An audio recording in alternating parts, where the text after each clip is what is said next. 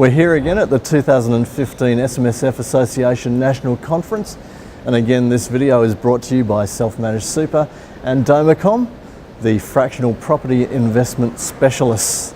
And one of the sessions this morning was about the transitional phase and about business assets and how they can take on a new life when people go through this transition to retirement. So joining me now is the presenter of that session, Mark Ellem, who is the Policy Director at Supercorp, just to take us through some of the issues that he discussed. Welcome, Mark. Hi Darren, thanks for talking to me.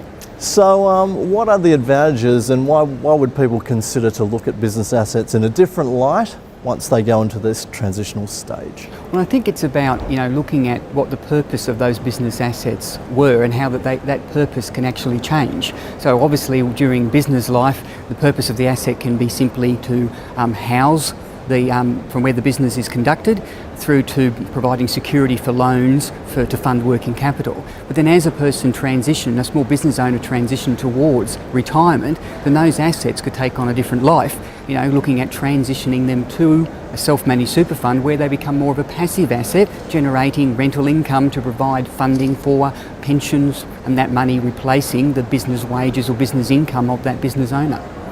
So what are some of the other specific reasons why you would look to do something like that with your business assets? Well, a couple of things is, firstly, if we're looking at selling the business to a new business owner, whether that be a third party or family member or senior employees, the cost to purchase a business can be quite high and quite restrictive and prohibitive to a person buying the business. So an asset like the premises, which could be a substantial amount, if that can be retained and not part of the actual sale price, then there's more likelihood that the deal can go through, so to speak, and that the business can be sold on and continue operating with the original owner retaining it and simply leasing it to the new owner, such that then it's less drain on the cash flow, that we're just paying annual rent rather than having to come up with the capital to purchase the property in the first place.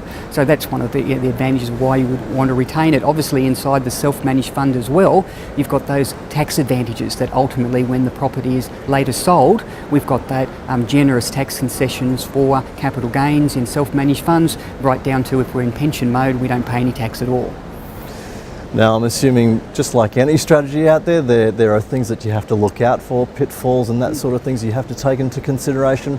What are some of those? Well, there's a number of them, Darren, to consider. I mean, firstly is how are we actually going to transfer that asset into the self-managed super fund, particularly if it's owned by an entity. Because if we do a straight transfer from the entity to the self-managed super fund, there is a risk it could be treated as a concessional contribution, so measured against the lower concessional cap. Also, it could be treated as an assessable contribution, so it's taxed in the fund as income, the actual value of the transfer. So we have to make sure that we're doing that transfer in a way that it can be recorded as a non-assessable, non-concessional contribution.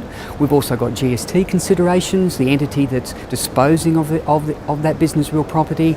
Is it registered for GST? What are the GST consequences of that? Should the fund be registered? If it does, what effect does that have on other transactions? Capital gains tax, of course.